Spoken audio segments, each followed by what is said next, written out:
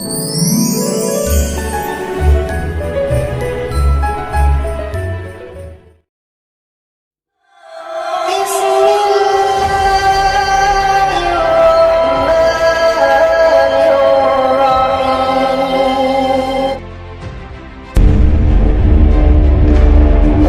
dalam kitab ini Syekh Mubayyad mengatakan kronologi 10 tanda besar itu kurang lebih seperti ini ya. Dan yang menariknya ternyata 3 tanda besar pertama justru adalah peristiwa-peristiwa bencana alam dahsyat yang disebabkan oleh sebab yang sama. Sebabnya apa? Jatuhnya Batsyatul Kubro, hantaman keras berupa meteor besar menabrak planet kita ini, Pak ya. Makanya dalam surat Ad-Dukhan Allah mengisyaratkan fartaqib yawma ta'tis sama'u bidukhanin mubin, tunggulah hari ketika langit membawa kabut yang nyata, mulai dari ayat ke-10 ya. Ayat 11-nya Allah berfirman yaghshan nas hadza 'adzabun alim, kabut yang nyata itu akan menyelimuti seluruh manusia. Dalam hadis dikatakan menyelimuti seluruh wilayah timur, seluruh wilayah barat ya, 40 hari 40 malam. Nah yang paling mengerikan Allah berfirman hadza 'adzabun alim, inilah azab yang pedih. Jadi Syekh Mubayyad dalam kitab Ensiklopedia Akhir Zaman melakukan ijtihad yang sangat berani, tapi menurut saya make sense kalau kita baca keseluruhan pemahaman beliau ya, di mana beliau beranggapan justru tanda besar pertama itu azab yang pedih ya. Makanya kalau kita ingin memahami azab yang pedih ini, kita harus baca hadis-hadisnya tentang dukhan. Dan ternyata setelah kita baca hadisnya, oh begitu maksudnya azab yang pedih, bahwa asap ini nanti, dukhan ini, kabut ini nanti, dia punya kecerdasan membedakan siapa orang beriman, siapa orang kafir, orang munafik ya. Jadi kalau asap itu terpapar kepada orang beriman ya, maka orang beriman itu paling jauh mengalami zukmah, pilek, flu. Sementara kalau yang terpapar adalah orang kafir atau orang munafik, badannya akan membengkak sampai keluar cairan-cairan dari lubang telinga, lubang hidung, lubang duburnya ya. Makanya si tokoh kafir Dajjal yang harus mengalami dukhan sebelum dia keluar dari tempat dia diikat itu ya, Dajjal itu nanti ketika dia keluar ya, dia itu a'war, matanya cacat sebelah. Kenapa? Karena dia terpapar oleh kabut dukhan ini dan rupanya sebagian mukanya sampai meleleh ya.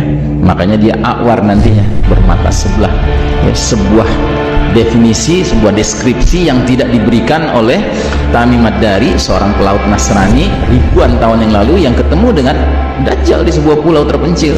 Terus dia laporkan kepada Nabi, tapi nggak ada dalam laporannya menyatakan Dajjal itu bermata sebelah, tidak ada. Kenapa? Karena belum mengalami dukhan ya. Nah jadi saudaraku rahimakumullah, dukhan ini disebabkan apa? Disebabkan isyarat dalam ayat 16, yauma nabtashul batsyatal kubra inna muntaqimun, ingatlah hari ketika kami menghantam mereka dengan hantaman yang keras, sesungguhnya kami adalah pemberi balasan. Jadi Syekh Mubayyad beranggapan bahwa dukhan ini disebabkan oleh sebab yang sama yang menyebabkan pembenaman di timur dan di barat ya. Jadi akibat dan dampak dari Batsyatul Kubro ya, hantaman keras ini yang harus kita pahami. Yang pertama, dia menimbulkan dukhan, kabut asap selama 40 hari 40 malam ya. Dan ini hadisnya dikatakan kalau orang beriman mengalami flu saja ya. Sedangkan dalam riwayat Ibnu Umar, asap dukhan ini masuk ke telinga orang kafir dan munafik sehingga kepala mereka dirasakan seperti kepala hewan yang terpanggang ya. Terus juga yang kedua, dampak dari hantaman keras ini terjadi vast continental landslides, pembenaman bumi berskala benua ya. Jadi akan ada pecahan meteor yang jatuhnya ke tengah-tengah samudra, menimbulkan tsunami dahsyat yang ketinggiannya menurut para ilmuwan bisa mencapai dinding airnya, maksudnya dinding air tsunaminya 230-an meter Pak. Dia bergerak ke kanan berarti akan menghantam wilayah barat, Amerika Utara, Amerika Selatan. Dia bergerak ke kiri menghantam wilayah timur, yaitu Asia Timur. Sehingga pembenaman di barat dan di timur, dugaan kuat kita akan menyebabkan peta geografis bumi kita ini berubah sama sekali Pak. Karena wilayah di sebelah Asia Timur ini terbenam ya. Wilayah Amerika Utara dan Selatan ini terbenam ya. Tentunya tidak terbenam semua ya. Dataran tingginya, bukit-bukitnya, gunung-gunungnya yang melebihi 200-an meter itu dia masih terpelihara, tapi menjadi ya berubah ya, menjadi apa namanya pulau-pulau lah, katakan begitu ya. Makanya kalau kita sudah memahami hal ini ya, kita harus berpikir ya, kira-kira kita mau kemana nih kalau ini terjadi nanti gitu. Makanya nggak kurang-kurang kawan saya yang biasa bahas akhir zaman juga, Ustadz Zulkifli Muhammad Ali, bahkan sudah mulai merancang bikin kampung akhir zaman di perbukitan Payakumbuh ya, dia sudah kumpulin kapling-kapling di situ, dia sudah tawar-tawarkan, tapi dia juga mensyaratkan harus orang beriman yang terpilih yang tinggal di situ, ya kan?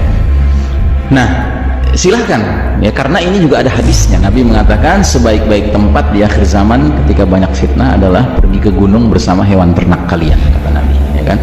Nah, cuma saya ingatkan, kalau Anda memilih untuk menempuh jalan seperti itu, katakanlah kita sekarang di Jakarta ini, gunung terdekat Gunung Salak barangkali ya, ya terdekat kan Gunung Salak gitu. Anda mulai gitu di situ cari-cari tanah gitu, Anda bangun kampung akhir zaman di situ, silahkan, ya kan? Itu mengikuti sunnah Nabi. Nabi mengarahkan seperti itu. Cuman saya peringatkan, kalau Anda nantinya selamat karena Anda tidak terhantam tsunami yang nggak bisa mencapai lebih dari 230 meter, ya kan? Maka jangan kaget kalau Anda nanti tidak tinggal di Gunung Salak lagi, tapi Anda tinggal di Pulau Salak, ya? Karena sekelilingnya air lagi, gitu, ya kan? Nah, sementara apalagi yang terjadi? Yang terjadi berikutnya adalah significant depopulation, ya, pengurangan populasi planet bumi ini besar-besaran karena banyak yang tewas, efek dari hantaman keras, efek dari dukhan, efek dari pembenaman bumi di sana sini, ya kan, banyak yang tewas, ya, sehingga ya ini kan wilayah-wilayah ini kan penduduknya banyak, Pak. Ini kan wilayah ini kan Amerika Utara, Amerika Selatan, ya kan, Asia bagian timur, apalagi nih negeri yang warnanya Cina nih, Pak, penduduknya banyak bener kan, ya, 1,5 miliar sendiri kan, sampai dikirim ke sini paksa gitu, ya kan. Nah, kalau Anda ngerti skenario akhir zaman, Anda bisa tenang, Anda bisa mengatakan, oh silakan datang, lu bakal tenggelam di sini, gitu. Tapi kitanya kemana? Itu yang harus kita pikirkan. Ya. Nah, kemudian yang berikutnya akan terjadi global famine, kelaparan mendunia. Ya, karena apa? Ya karena 40 hari 40 malam matahari bersinar tidak bisa menyentuh tanah karena terselimuti oleh kabut asap. Akibatnya tanaman, tumbuhan, pohon tidak menghasilkan. Makanya ada isyarat bukan dari Nabi, ini asar dari tabi'in, ya, yang berbunyi, ya, tanda bencana pada bulan Ramadan adalah sebuah tanda di langit, sesudahnya adalah perselisihan di kalangan manusia. Jika kalian mendapati tanda itu, perbanyaklah persediaan makanan sekuat kemampuan. Ya, jadi kita harus stockpile of food, ya. Dan menurut sarannya yang terbaik adalah yang kita stok itu adalah korma, ya, karena korma itu awet, dipeliharanya gampang, kemudian juga gizinya tinggi, ya. Dan ketika global famine ini terjadi di mana-mana, tentunya orang jadi nekat, Pak. Maka nanti kaidah yang berlaku, struggle of the fittest, ya, siapa kuat dia dapat. Makanya akan ada fenomena al-haraj, saling berbunuhan dalam rangka memperebutkan makanan. Makanya kalau kita tinggalnya bersama-sama sesama orang beriman di sebuah kampung akhir zaman, kita bisa saling melindungi, kita bisa sharing makanan kita, dan kita lindungi satu sama lain dari serangan luar, gitu. Nah, tapi yang keenam ini yang barangkali nggak pernah kita bayangkan, akan terjadi shutdown of modern technology, ya. Bagaimana penjelasannya? Ya, bayangkan batu besar, pecahan meteor. Jadi alhamdulillah ya, planet kita ini Allah ciptakan ada perisainya, Pak, ada pelindungnya, namanya lapisan atmosfer. Jadi kalau ada meteor gigantic itu yang besar nabrak planet kita, dia pecah, tapi pecahannya tetap lolos. Nah, menurut ahli astronomi termasuk orang-orang NASA, kalau ada meteor yang besar menabrak planet kita, maka pecahannya bisa sampai berukuran garis tengahnya 2 km, Pak. Jadi batu berukuran garis tengah 2 km. Anda tahu 2 km itu 20 lapangan bola. Bagian panjangnya bukan bagian pendeknya, ya. Itu gede, itu bergerak dengan kecepatan puluhan ribu kilometer per jam. Tentunya ketika dia bergesekan dengan udara, dia menimbulkan induksi besar-besaran. Nah, induksi besar-besaran itu yang diduga kuat akan menyebabkan fenomena EMP, electromagnetic pulse, ya. Macet semua benda-benda kelistrikan, ya. XL. Nah, tapi bukan hanya benda-benda kelistrikan yang macet, ya. Tumbukan keras, batu dengan tanah, ya, menurut ahli fisika akan sampai merubah sifat zat-zat tertentu. Contohnya besi menjadi lengket, Pak. Karenanya instrumen-instrumen yang terbuat dari besi yang sedikit rumit tidak bisa dipakai lagi nantinya. Contohnya sepeda, rantainya besi, gearnya besi, nggak bisa dipakai. Bedil, pelatuknya besi, pelurunya besi, nggak bisa dipakai lagi. Makanya Nabi sampai mengatakan dalam sebuah hadis 3 kali diulang-ulang kalimat yang sama, wa uttum min haitsu badatum. Kalian akan kembali kepada kondisi seperti sedia kala, ya. Para sahabat dulu mendengarnya nggak paham, karena para sahabat nggak pernah pakai komputer, handphone, nggak pernah lihat listrik, nggak pernah lihat mobil, motor, pesawat udara. Mereka nggak pernah lihat ini semua, kecanggihan teknologi ini. Tapi kita yang sekarang membaca ini, kita bisa mikir dong, oh ini maksudnya akan terjadi setback of modern technology, ya. Jadi teknologi modern ini wassalam. Dan yang menariknya, Syekh Mubayyad dalam kitab Ensiklopedia Akhir Zaman menegaskan bahwa jika ini terjadi, ini bukan hal yang buruk bagi umat Islam, justru baik bagi umat Islam. Kenapa? Karena umat Islam pada saat itu bisa istirahat. Dari apa? Dari perlombaan mengejar ketertinggalan di bidang teknologi menghadapi barat kafir. Sebuah perlombaan yang akhirnya harus kita sadari nggak mungkin bisa kita menangkan. Kenapa? Karena barat kafir nggak akan rela kita menang, Pak. Boro-boro menang, setara aja nggak boleh.